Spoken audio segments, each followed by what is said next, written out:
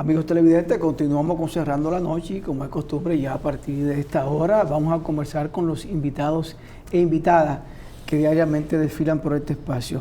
En la noche de hoy, la verdad que me gustaría, Junior, con el permiso tuyo de la teleaudiencia, pasar un balance, una revista a lo que pasa en el mundo.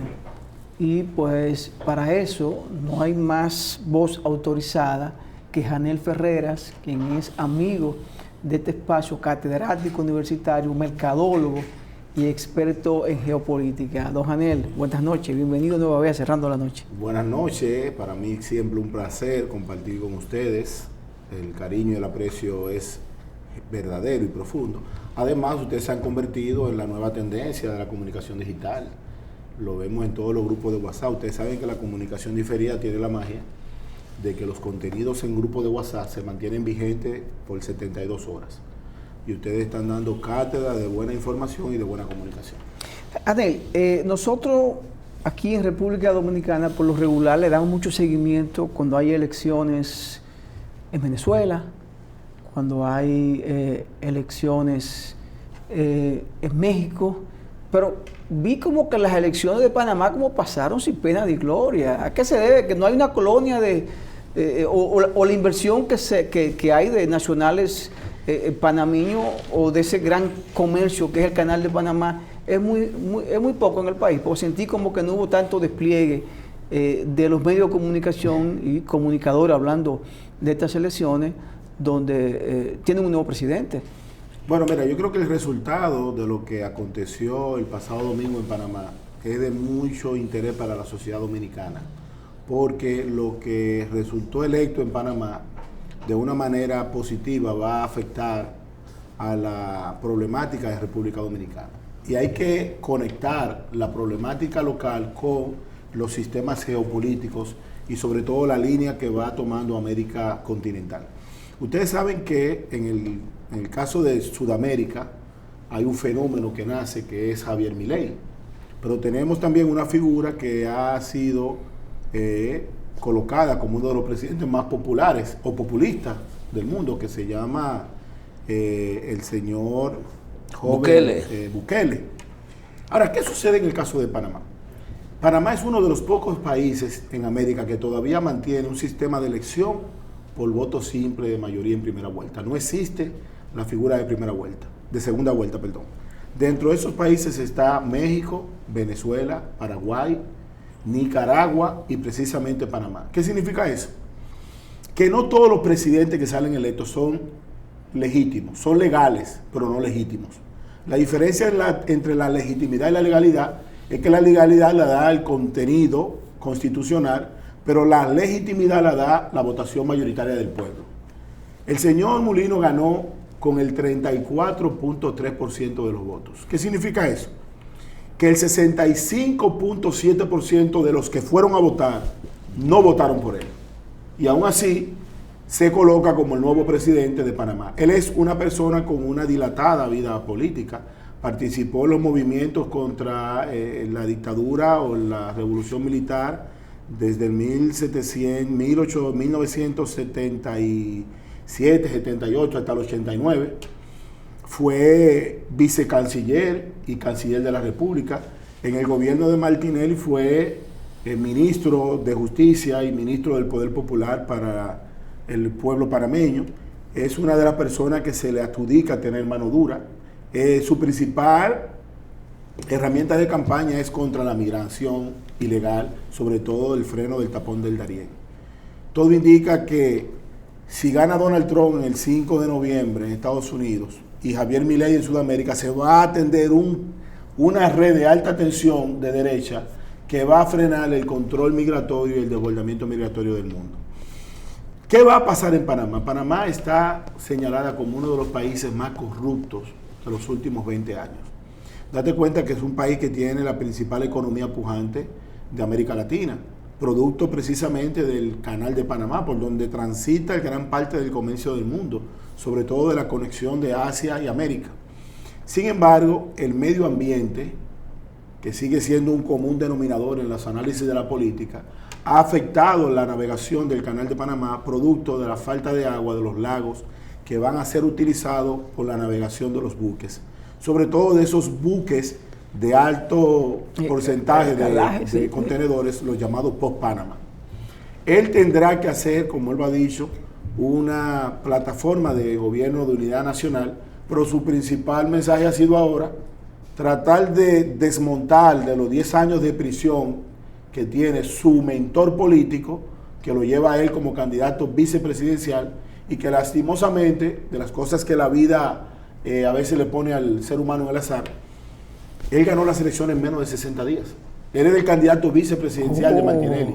Al Martinelli estar inhabilitado por tener un refugio político por corrupción, a él se presenta como candidato de segunda opción, y por un partido de nueva creación, el partido por el que él ganó fue fundado en el 2020. Para que ustedes vean la dinámica, las cosas ocultas que hay en la política, hoy Mulino se ha convertido en el nuevo presidente de Panamá. Bueno, son cosas que pasan y a veces queremos pues trasladarla a la República Dominicana y son escenarios totalmente diferentes. La República Dominicana tiene una característica que se le hace difícil aceptar lo nuevo. Tú hablaste de... No, y escúchame que te interrumpa. Hice el paralelismo, sí, y es bueno hacer una puntualización aquí respecto a por qué a los dominicanos les conviene. Mira, a veces hay cosas que a nosotros, a pesar de que están distantes con nuestra realidad nacional, nos conviene. La República Dominicana en estos momentos le conviene... Y va a la par del crecimiento de Panamá. Exactamente, pero a nosotros nos conviene una ola internacional que frene la migración. ¿Por qué? Porque nosotros tenemos una problemática en nuestra frontera que nos afecta como ningún otro país en América, porque nosotros no somos parte de la plataforma continental, nosotros somos parte de una isla, y una migración desbordada, incontrolada y sobre todo sin ningún tipo de miramientos hacia futuro, a la República Dominicana le afecta bastante. Entonces, en el caso de que Mulino, Donald Trump, Bukele, Javier Milei puedan autorizar un freno migratorio en las Américas, que no tiene sentido, porque hay que ver las cosas que se pasan en ese canal de Panamá y en esa zona del Darién. Cruzar la frontera desde Colombia a Estados Unidos es lo más parecido a transitar en el infierno en la tierra. Y usted ve cómo la mayoría de los pueblos, producto de una oligarquía internacional irresponsable, que no sabe repartir las riquezas del mundo, ha provocado en estos momentos la mayor migración de los últimos 100 años. Justo iba a abordar ese tema contigo, porque posiblemente, Janel, más allá de la voluntad que pueda tener Trump de endurecer las normas migratorias, las que pueda tener el propio presidente de Argentina, Milei, o la que pudiera implementar el nuevo presidente de Panamá cuando tome posesión, o la que pudiera implementar el gobierno dominicano como la que está haciendo y endurecerla, posiblemente un buen ejercicio para complacer sectores, pero en la práctica, yo no veo formas reales de tú contener las migraciones, porque creo que estamos partiendo de un criterio en el que queremos victimizar al migrante y no ver la raíz de los problemas que genera la migración. Diste un tic importante.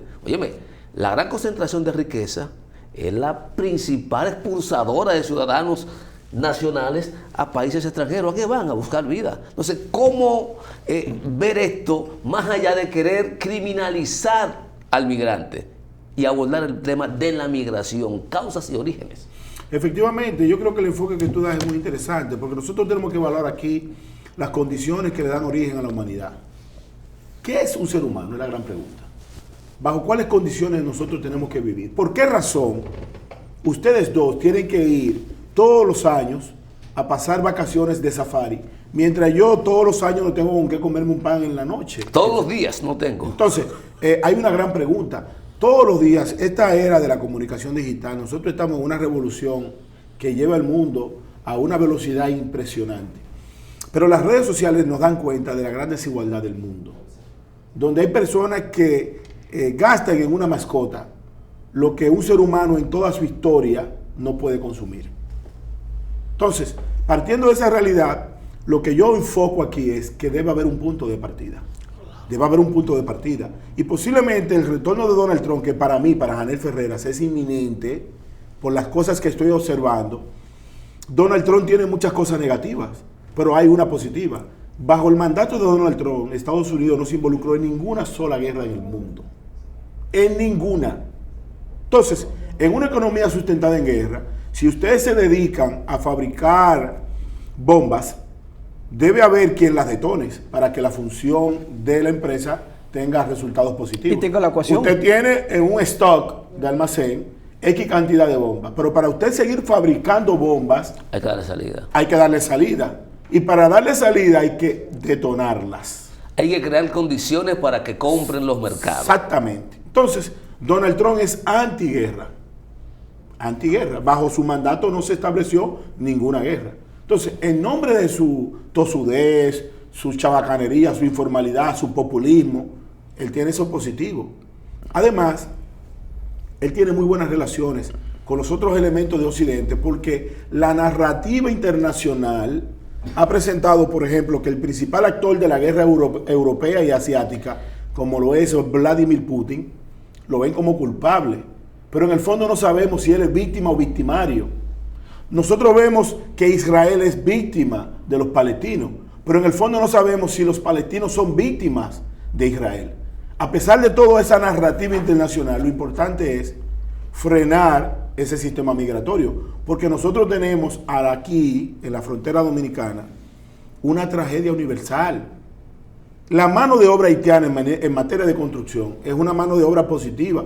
Todo el escenario que usted ve en Santo Domingo, lo orgulloso que usted se siente en los hoteles de Bávaro, con el crecimiento de la infraestructura, es gracias a gran parte a la mano de obra haitiana. Ahora bien, el efecto residual de esa mano de obra haitiana, mujeres pariendo a diestra y siniestra, niños en las escuelas ocupando los lugares donde la sociedad dominicana tiene que educarse, que ha optado en primera etapa por tener un lenguaje del dembow, del bajo mundo y de la desfachatez. Ahora usted habla con un estudiante y a usted le da pena porque usted no sabe si es estudiante o es artista. Y tienen una simbología que realmente nosotros tenemos que ponerle freno a eso. Janely, no es muy fuerte, y saliendo de ti, hombre con tantas luces, la forma como aborda el tema de la escolaridad de los migrantes.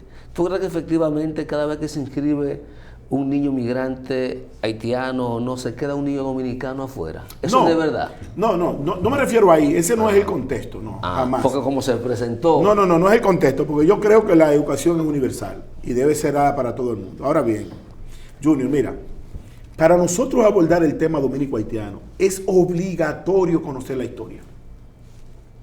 Si nosotros no enfocamos el tema dominico-haitiano desde el génesis, desde la revolución del bosque de parte de Caimán en el 1791, desde el degüello de Moca en el 1806, desde la invasión del 22 al 44, si nosotros no vemos todos los elementos y lo unimos, no vamos a entender nuestra realidad respecto a Haití.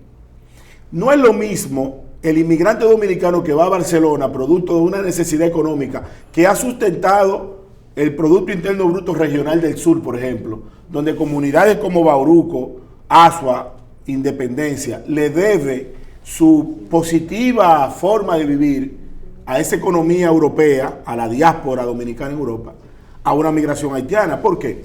Porque los dominicanos han emigrado por factores económicos, no por posesión de tierra. Aquí voy a decir lo siguiente. Los haitianos tienen una doble condición. Los haitianos han emigrado por una necesidad de un pueblo que, a pesar de que es herencia del Saint-Domingue francés, que se queda con toda la riqueza de Francia, con el 66% de toda el azúcar del mundo, pero la realidad es que los haitianos no han evolucionado. Los haitianos se resisten a contemplar los elementos de la vida moderna. Y gran parte de ese pueblo haitiano quiere vivir sometido a la creencia del vudú. Y tú dices, bueno, pero nosotros no tenemos una religión oficial que sea obligatoria que usted sea católico. Usted puede ser ateo si usted quiere. Pero óyeme bien, los elementos del vudú, de enterrar una gallina en pleno 2023, es un acto salvaje que no lo conduce a nada. Y es contra esa migración que los dominicanos estamos lidiando. Definitivamente, Janel, hay una cultura totalmente diferente de la cultura haitiana y la dominicana. Creo que ese capítulo ahí está bastante claro. Nosotros como dominicanos no podemos cerrar totalmente la frontera, aunque hay un muro. Lamentablemente el muro se está construyendo, hay una barrera, pero esa barrera no impide que los migrantes haitianos pasen a la República Dominicana. Pasen por dos condiciones: la condición económica que vive Haití, la inestabilidad de Haití, y tercero, lamentablemente los elementos del Estado son cómplices de esta misma migración. Porque no es verdad que aquí ningún general del ejército, del CEFRON, no va a saber lo que está pasando en la frontera. Claro que no, y la frontera puede mantener abierta. Yo creo que nosotros tenemos que tener una diplomacia inteligente. Nosotros y Haití debemos de coexistir hasta el fin de la humanidad. Eso sí, eso sí. Lo que tenemos es que tener control. Porque mira, no hay posibilidad de que ningún dominicano hoy, a esta hora que se está viendo este programa, salga a un supermercado, no importa cómo se llame, y no encuentre un grupo de haitianos. No, ya. Pero tampoco hay posibilidad que usted hecho. haga un ejercicio, si usted quiere. Encienda tu teléfono celular y salga a la calle. Y cuando llega a su casa se va a dar cuenta cuántos haitianos el celular grabó. No importa en qué lugar usted se mueva, en qué municipio del país. Tenemos una situación. Los datos de la autoridad dicen que el 35% de los nacidos en este año son haitianos. Entonces eso es una problemática a futuro. Porque en 50 años nosotros habremos disuelto la sociedad dominicana por partos. Y lamentablemente no es justo que los dominicanos perdamos nuestra identidad nacional por culpa de una falta de planificación estratégica. Todo lo que usted está viendo respecto a Haití, todo es mediático. La realidad es que estamos invadidos de los haitianos. Y no podemos tener, porque el lado dominicanos, no podemos crear un discurso de odio hacia Haití. No, todo eso es falso. Lo que tenemos que tener criterio de que ellos progresen con la ayuda de los dominicanos, pero sobre todo con la ayuda de los propios haitianos. Porque sigo sintiendo, Janel, cuando hablamos, ya creo que en una ocasión, no sé si fue con Pellegrín, cuando me hablan de invasión, ya el propio término es agresivo. Pero es real. Pero no es real, porque las invasiones tienen una connotación de carácter política, esencialmente. Y si tú me dices, ¿los haitianos que están aquí están invadiendo o son inmigrantes irregulares que vienen detrás de qué? ¿De recuperar un territorio o a ganarse la vida, Janel? Mira, las dos cosas. Cuando la esposa de Henry Christophe, ese que mató a Jean de Salinés, dice en la Bastilla, hasta que el último haitiano quede con vida, habrá esperanza de tomar la parte oriental de la isla. Los haitianos tienen una ventaja, Junior, que nosotros no tenemos, que es el hilo cultural. Los haitianos del bosque de Pacto de Caimán, los haitianos de la revolución del 1804, los haitianos de la invasión del 22, son los mismos haitianos del 2024. Por eso los haitianos no han progresado, porque no se han detenido a crear riquezas en un territorio que geográficamente, escúchame lo que te voy a decir, es más envidiable que la República Dominicana. Entonces, aquí hay dos cosas. Hay haitianos buscándose la vida y hay haitianos con un sistema de pertenencia, a tal punto que están reclamando de que la Constitución Dominicana cambie algo que jamás podemos cambiar, de que el nacimiento de nacionalidad. Y si nosotros cambiamos la Constitución con este afán de los traidores internos en este país, vamos a disolver la sociedad dominicana. El candado para nosotros mantener la identidad dominicana es la creación de un Estado por crecimiento y de sangre, no por nacimiento de territorio. Yo creo, Janel, que estamos en el siglo XXI. Exactamente, 2024. Siglo XXI. Y a veces yo tengo la sensación de que uno quiere analizar el siglo XXI con los parámetros del siglo XVIII. No es tu caso. Y hiciste dos afirmaciones que yo creo que es bueno ponerla sobre la mesa. Que los haitianos no han creado riqueza.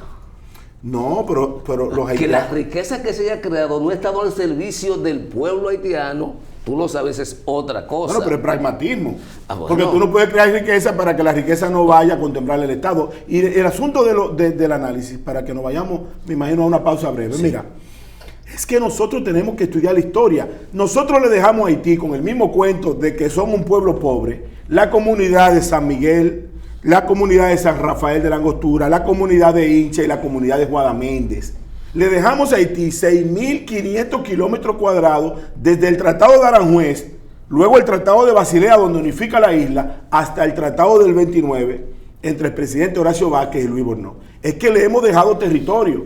Y eso que hemos construido hoy, por ejemplo, en el hoyo de Friusa, que es una irresponsabilidad local de mantener a un grupo de personas trabajadoras sin ningún tipo de condiciones humanas, con el afán de enriquecer a un grupo, nosotros no podemos como sociedad cargar con esa desgracia. Continuamos con esta interesante conversación con Janiel Ferreras, mercadólogo, profesor universitario, experto en geopolítica. Janiel, varias veces en el segmento pasado hablaste de tu convicción de que para ti Donald Trump será el próximo presidente de los Estados Unidos. ¿Qué te lleva a emitir ese juicio? ¿Qué te lleva a creer que tú puedes afirmar cuando tú tienes un presidente, Biden, actualmente en el poder, tiene un partido fuerte como es el Partido Demócrata? ¿Qué te inclina a hacer esa afirmación así de forma tan categórica? Mira, para nosotros hacer una afirmación de ese nivel, de hecho, en las investigaciones recientes que hemos hecho en América Latina no hemos fallado, ni con Petro, ni con Javier Milei. En el caso de Donald Trump es a través de investigación, de análisis, de entrevistas de ciudadanos, sobre todo dominicanos que residen en Estados Unidos, y una realidad política. En Latinoamérica tenemos una dificultad respecto a la política norteamericana, y es que creemos que Estados Unidos es Latinoamérica. Y a veces damos un enfoque norteamericano a nuestra realidad nacional. Y eso es una gran confusión. Donald Trump se parece a los Estados Unidos.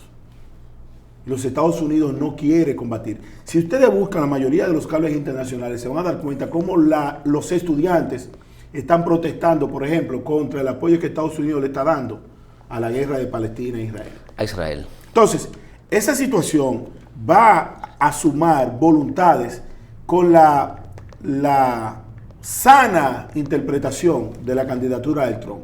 Date cuenta que Trump no es quizás santo de mi devoción, ni mucho menos de los Estados Unidos, pero es, en una salida salomónica, el que menos daño le hace al futuro de Estados Unidos. Janiel, vi rápidamente ayer en uno de los cables que recogen los medios locales que hablaban de la posibilidad de que la abdicación, dirían algunos, del presidente Biden a la posibilidad de reelegirse y que en su lugar pudiera ir la ex primera dama Michelle Obama. ¿Qué tan serio puede ser eso y qué impacto pudiera tener en la reconfiguración del escenario político norteamericano? Mira, hace precisamente unos 20 días nosotros emitimos un tweet hablando de eso. Sin embargo, creo que ese cable lo que está marcando es la campaña del 28. Ese es el primer paso para contemplar una figura hacia futuro. Porque creo que los demócratas están convencidos de que se la van a ver muy difícil en el 24 y están tratando de tener un proyecto que pueda recuperar. El Tribunal Supremo de Estados Unidos tendrá que definir, porque Donald Trump es el único presidente contemporáneo que después de haber salido de la presidencia y perdido, va a regresar. Si se le va a contabilizar el primer periodo, él no podrá presentarse en el 28. No. Entonces, ¿qué va a pasar? El 28 es muy incierto para la mayoría de las democracias del mundo. Este año, más del 67% de la población mundial fue convocado a elecciones. Este es el año decisivo. Sin embargo, el 28 es un año muy incierto. Creo que esa posición al final lo que busca es proyectar a Michelle como una figura refrescante y además que tiene el prestigio que tiene su esposo, que a pesar de ser un hombre joven, se fue con una alta popularidad de la presidencia de Estados Unidos. Biden tiene su principal enemigo en el tiempo. Sí. Son las mismas capacidades motrices. Pero justamente creo que eso es una de las motivaciones a que esa iniciativa no necesariamente espere el 28, porque hemos visto la forma en cómo se estaba manejando el presidente Biden y la verdad que a veces tú dices, pero ese es el presidente de Estados Unidos. No, y que no tiene tiempo. Las elecciones de Estados Unidos son el 5 de noviembre. La figura más importante en el caso de que vaya a tener una renuncia sería Kamala Harris. Pero no tiene, desaparecido. No, que no la ha dejado el sistema, porque lamentablemente el Partido Demócrata ha sido un partido dirigido por sectores que no están en la luz, sino en la sombra.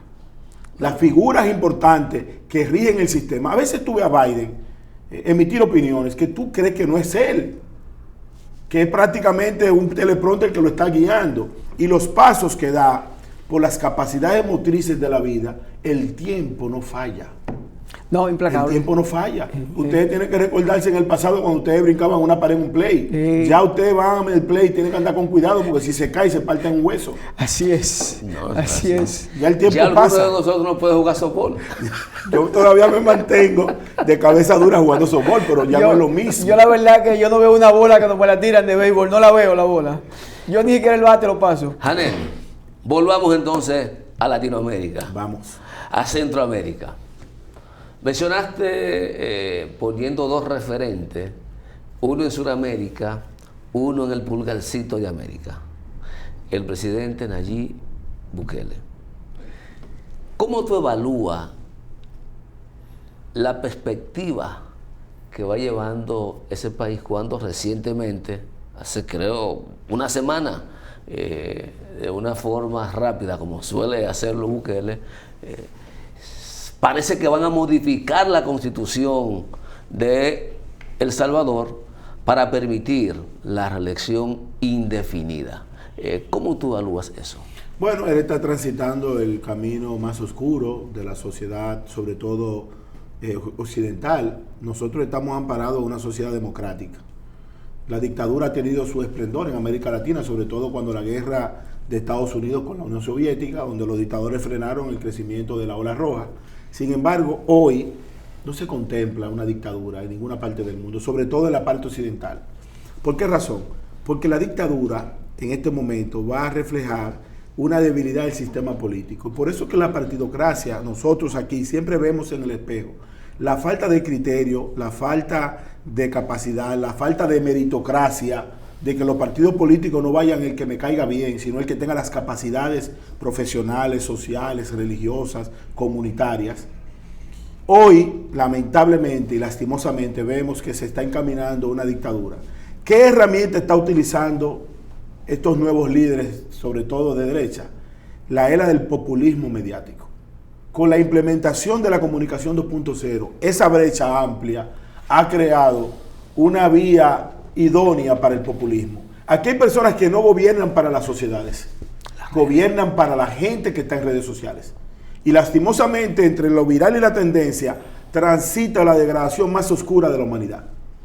Si usted busca, por ejemplo, cuántos seguidores tiene una mujer que se dedica a vender su cuerpo por fotografías digitales, y busca cuántas personas tiene un científico, un médico, un cirujano, ve la abismal diferencia que hay entre tendencia y lo viral.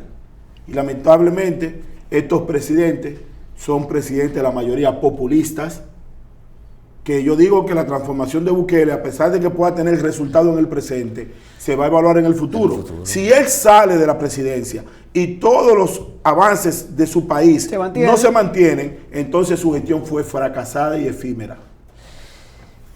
Pienso que la iniciativa de poder presentarse cuantas veces quiera, va también marcando una tendencia de qué usted espera y qué no quiere recibir cuando salga. Pienso que por ahí también se abre pero hay una brecha. En la vida todo tiene un final. Un final, todo. Eso es así. Todo. De hecho, aquí criticamos mucho las medidas que se tomaron de limitar determinados derechos con los estados de excepción. Pero El Salvador creo que tiene 3 o 2 años un estado de excepción permanente. Claro, gobierna con sobre esa base que gobierna este señor. Y de hecho, en el caso de Ecuador, por ejemplo, ha querido imitar en las acciones a Bukele. Date cuenta que Bukele es supuestamente un paradigma. Hablando de bukelismo, ¿qué ha escrito Bukele? ¿Cuál es la filosofía de Bukele? Para hablar de bukelismo. No, Bukele tiene la teoría del pragmatismo delincuencial. Él ha podido controlar la delincuencia y a través de esa parte positiva ha implementado un sistema de marketing estratégico perfecto. Déjame decirte que si hay alguien que sabe utilizar el marketing estratégico político contemporáneo es Bukele. Ahora, yo no me atrevo a decir que Bukele es un referente positivo, porque su gestión hay que evaluarla en el tiempo. Y el hecho de quererse mantener de forma perpetua en el poder me indica que no es un demócrata, ni mucho menos un mandatario sano para nosotros. Por eso yo establezco siempre de que después de la dictadura, la mayoría de los demócratas son dictadores escondidos. Y date cuenta que todos se comportan igual como aquellas cosas que renegaron. General, vamos al patio. Porque No, pero sería injusto. me gustaría, antes de irnos al patio, analizar brevemente el quinto mandato de Putin. Bueno, a nivel de en el geopolítica. día, no podemos dejar de mencionarlo, Sí, a porque nivel de geopolítica. hoy precisamente Vladimir Putin, el jefe de Rusia, se ha juramentado como presidente de Rusia por quinta vez. 3 décadas en el ejercicio del poder. En su discurso, que fue muy breve, él establece... ¿Cuánto duró Gorbachev? Perdóname. Gorbachev Como duró... 3, 4 también. Sí, no, pero ya Putin ha superado en términos electivos a todos los presidentes de Rusia una vez caída la antigua Unión Soviética. Ya. Date cuenta que ya los elementos que constituyen el poder sobre Vladimir Putin son homogéneos. Sí. Él no tiene ni siquiera oposición, no tiene quien haga el frente, no tiene terceras voces. En su discurso, que fue muy breve, él estableció que se va a convertir en un garante de las buenas costumbres de la humanidad.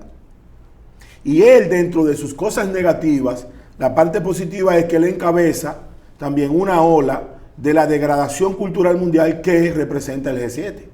Porque aquí de todo eso lo que hay es un gran enfrentamiento entre el bloque del G7 y el bloque de los BRIC. El BRIC ampliado, sobre todo ahora, que ha incluido otras potencias en Sudamérica y en África. Pero creo que Bukele tiene una situación un poco difícil. La guerra de Rusia y Ucrania tiene necesariamente... Putin. La guerra de Rusia y Ucrania tiene que terminar necesariamente en un acuerdo internacional de paz. Porque entre Rusia y Ucrania, entre China y Taiwán, entre Israel y Palestina y ahora Irán, no hay posibilidad de vencidos y vencedores. Porque ellos tienen un elemento que puede destruir la humanidad, que es la llamada bomba atómica. Entonces, cualquier elemento, cualquier falla, cualquier mal cálculo en la detonación, date cuenta que la respuesta que da Irán a Israel es una respuesta casi mediática. Sí. Anuncia cuándo va a enviar los drones. Solamente creo que le faltó mandar las coordenadas para que lo detonen en el aire. Sí. Y dice, a partir de ahora ya nosotros dejamos esto por terminado. Ya el juego viene pesado. Exactamente. Ya. Entonces, Estados Unidos inteligentemente dice, nosotros no apoyamos ninguna respuesta de Israel, porque lo que no quieren es que ese conflicto vaya en escalada, porque a la medida que el volumen se aumente, Junior, involucra más gente. Y sobre todo puede dañar la sociedad universal. Es así. 12 días justo para que la República Dominicana celebre las elecciones presidenciales y congresuales el próximo 19, hoy Sí. estamos a 7, Sí. próximo 19. Toda la muestra de las encuestas que se dice que tienen reputación son consistentes en algo, que no habrá segunda vuelta en la República Dominicana. Más allá del porcentaje, que si es un 70, que si es un 68, que si es 69.9 o que si es 50 más un voto, el hecho es que parece ser que el presidente de la República se reelige sin mayores dificultades. Creo que el gran dilema acá es ver cuál será la suerte de la oposición, porque parece que la del gobierno y del partido del gobierno está echada hace rato. Está clara. La que está incierta es la otra. Mira, si nosotros analizamos la política nacional hacia futuro, es muy oscuro el futuro de la República Dominicana en términos políticos. El elemento que unifica al Partido Revolucionario Moderno se llama Luis Abinader. Luis Abinader para el 28 no estará presente, por tema constitucional, claro está. Ahora, ¿qué sucede? Las encuestas es una fotografía del momento sobre un sistema electoral. La mayoría de las encuestas en la República Dominicana reflejan lo que el que la paga obedece. Sin embargo, la realidad es la siguiente. El PRM y su candidato Luis Abinader va a ganar de forma contundente en primera vuelta. No solamente por lo que reflejan las encuestas, sino por los elementos que el presidente ha podido tener como maniobra política, un sistema económico saludable, un turismo emergente, un sistema de reparto idóneo y sobre todo, lo más importante, ha mantenido a un partido monolíticamente unido alrededor de su figura. El término de los porcentajes, eso es un asunto de ego. y se ha discutido mucho. Si Luis Abinader gana con un 99%, va a emitir los mismos decretos como si ganara con el 50 más 1, que es el tope mínimo para usted ganar en primera vuelta. Yo creo, Janel Ferreras, que Luis Abinader no va a llegar al 70, pero sí va a pasar del 60. El número que yo le doy es de un 63 a un 65% en primera vuelta. Pero también pienso que Leonel Fernández y Abel Martínez, ninguno de los dos va a llegar al 20%. Y los partidos alternativos al sistema, ninguno llegará al 2%. Lo importante de toda esta plataforma ya digital también, es que el 19 de la noche nosotros vamos a ver estos videos y vamos a comparar lo que se dice hoy con lo que sucede después. En el caso de que Leonel supere el 20%, el crecimiento de Leonel es en contra de Abel y no en contra de Luis, lo que disminuye la posibilidad del segundo lugar, porque aquí en el fondo lo que se va a establecer ahora es quién es el verdadero líder de la oposición respecto al segundo lugar. Janel, fuiste categórico en términos de 63, 65. Ese es el número que yo más o menos manejo. Sin embargo, hay una posibilidad que no alcance ese número, que sea de 60 hacia abajo, porque digamos que Greenberg le dio 58, Marpel le dio 57.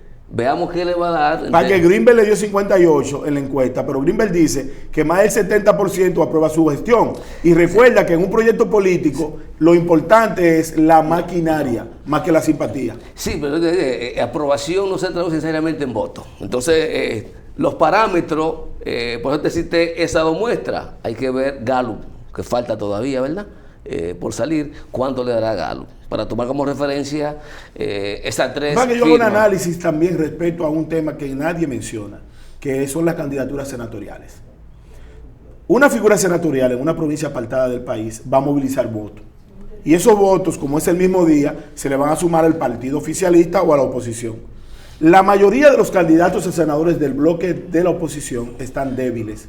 ¿Por qué? Porque el 18 de febrero 138 alcaldes de 150 y tantos son del partido oficialista. Y tú sabes muy bien lo que significa un alcalde en una comunidad como Villajaragua, en una comunidad como Juan Santiago, un alcalde arrastrando personas a través de los favores sociales que hace una alcaldía. Entonces, hablando de pragmatismo real, ¿cuáles son las provincias que hay en competencia a nivel senatorial? La provincia de Santo Domingo, el Distrito Nacional, que la gente está confundida con el tema de Omar y de Guillermo. Aquí se van a enfrentar una figura por simpatías como Omar y una figura por estructura que es Guillermo. Pero no significa que si Omar gana la senaduría, se le acabó la vida al PRM. ¿Por qué? No. Porque si Omar gana y si gana Cristina Lizardo, aún ellos perdiendo con más de un 60% a favor de Luis, va a legitimar el proceso. Claro. Y si gana Omar y pierde Félix Bautista. Exactamente, que son las provincias. Yo creo que las provincias que están en discusión son el Gran Santo Domingo, distrito y provincia, está en competencia de San Juan de la Maguana. Cuando hablo en competencia es que hay una competencia real entre las tendencias. Está en competencia La Romana, está en competencia Monte Plata y posiblemente está en competencia Baní. La especulación a veces es válida. Sí, también, claro. Yo te digo, si yo tengo que optar entre el hijo putativo y mi hijo real, ¿por quién yo opto? Al final creo que por el real. Ya, no más preguntas, magistrado. Adel, excelente conversar contigo, pasar balance a la geopolítica a nivel internacional y terminar en el patio aquí con República Dominicana. Y que los actores sepan de los sistemas de partidos políticos que la vida no concluye el 19 de mayo. Claro que no. A partir del 19 de mayo lo más importante es mantener la unidad nacional, porque los retos que nos esperan a nosotros, si nos encuentra disgregado, vamos a sucumbir. Antes de que Giovanni te despache, concluyamos por el día de hoy. Hay un aspecto que hace días yo he estado valorando, tiene mucho que ver con el contrapeso. La posibilidad de que el partido de gobierno pueda obtener mayoría calificada en el Congreso. ¿Cuáles son las implicaciones de eso, Janel? Más allá de que todo gobierno le gusta gobernar con un sello gomígrafo a a su favor, pero las implicaciones para la construcción de democracia, para la construcción de consenso, ¿cuáles son? Como analista, no como dirigente. No siempre como analista. Yo creo que no es bueno, no es saludable. Yo creo que el poder absoluto lo único que hace es que corrompe absolutamente todo. Yo pienso que hace falta un contrapeso. Siempre es importante un contrapeso. Por eso creo que al PRM no le conviene avasallar de forma total el Congreso de la República. El PRM tiene que sacar de 27 a 28 senadores. Pero si saca 25, si saca 23, está ganando. Es un éxito. Está ganando. ¿Por qué? Porque va a mantener un bloque de por lo menos 10 senadores, 7 senadores, que van a ser un contrapeso social. A pesar de que muchas veces las minorías se convierten en grandes captadores de negocios y de obstáculos. Señores, vamos a despedir a Janel Ferreira, quien es el mercadólogo, profesor universitario y experto en geopolítica. A ustedes gracias por la sintonía, este equipo encabezado por Junior Espinosa y quien les habla Giovanni Almonte, nos despedimos y será pues hasta mañana.